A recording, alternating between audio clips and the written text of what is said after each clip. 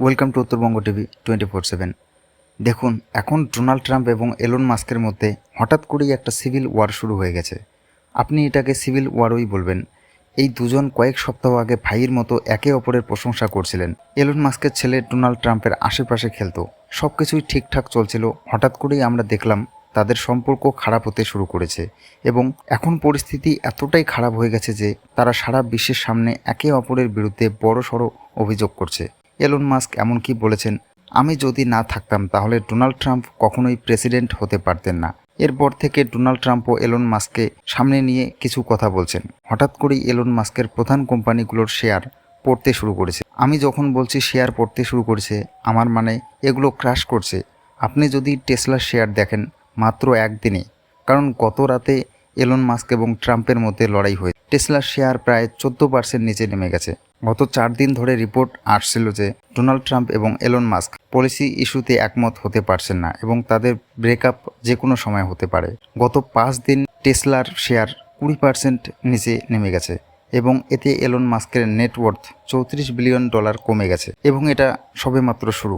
Donald Trump Elon Musk সম্পর্কে যে ভাষা ব্যবহার করেছেন তাতে স্পষ্ট বোঝা যাচ্ছে যে তিনি এলন মাস্ককে বড় ধরনের ক্ষতি করতে চলেছেন। ট্রাম্পের এই কার্যকালে এলন মাস্কের নেটওয়ার্থ বাড়বে, অনেকেই এটা মনে করেছিলেন, কিন্তু এখন যেহেতু ডোনাল্ড ট্রাম্প এবং মাস্ক শত্রুতে পরিণত হয়েছে, উল্টো ট্রাম্প এমন পলিসি আনবেন যা টেসলা, স্পেস এক্সের মতো কোম্পানিগুলোকে ক্ষতিগ্রস্ত করবে। কিন্তু প্রশ্ন হলো, হঠাৎ কি এমন হলো? কয়েক মাস আগেও এলন মাস্ক টুইট করেছিলেন, আমি ডোনাল্ড ট্রাম্পকে ততটাই ভালোবাসি যতটা একজন স্ট্রেইট মানুষ আরেকজন মানুষকে ভালোবাসতে পারে। অর্থাৎ তিনি ভাইয়ের মতো ভালোবাসার কথা বলেছিলেন। তাহলে হঠাৎ কি এমন হলো? এর মূল কারণ হলো টাকা। এলন মাস্কের জন্য গুরুত্বপূর্ণ ছিল যে ডোনাল্ড ট্রাম্প এমন পলিসি আনবেন যেটা টেসলা, স্পেস এক্সের মতো কোম্পানিগুলোর জন্য উপকারী। কিন্তু ট্রাম্পের ওয়ান বিগ বিউটিফুল বিল এমন কিছু প্রভিশন আনছে যা ভারতের পাশাপাশি এলন মাস্কেরও ক্ষতি করবে।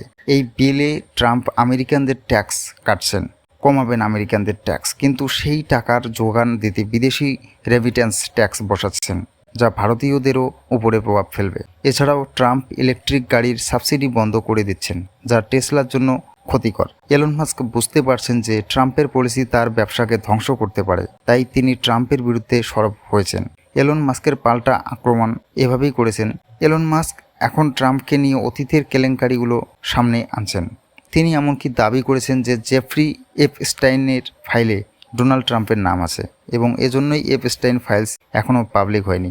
এলন মাস্ক এখন টুইটারে জিজ্ঞাসা করছেন, আমার কি একটি নতুন রাজনৈতিক দল তৈরি করা উচিত? অনেকেই তাকে সমর্থন দিচ্ছেন, যদিও তিনি নিজে প্রেসিডেন্ট হতে পারবেন না আমেরিকার, কারণ তিনি দক্ষিণ আফ্রিকায় জন্মগ্রহণ করেছেন। তবে তিনি একজন প্রভাবশালী রাজনৈতিক শক্তি হয়ে উঠতে পারেন, কারণ তার টাকার অভাব নেই। ভারতের উপর এর প্রভাব কি পড়বে? যদি ট্রাম্পের বিল পাস হয় তবে ভারতীয় রেমিটেন্সের ট্যাক্স লাগবে, যা ভারতের জন্য ক্ষতিকর। এলন মাস্কের ইন্ডিয়াতে ইলেকট্রিক গাড়ি বা স্টারলিংক এক্সপ্যানশন বাধাগ্রস্ত হতে পারে। সব মিলিয়ে পরিস্থিতি খুবই উত্তেজনাপূর্ণ। আমি এরপরে কোনো আপডেট পেলে সামনে নিয়ে আসবো। ততক্ষণে সাবস্ক্রাইব করুন আমাদের চ্যানেলটি উত্তরবঙ্গ টিভি 24/7 এবং লাইক দিয়ে এ বিষয়ে কমেন্টে আপনাদের মন্তব্য অবশ্যই জানাবেন। ধন্যবাদ।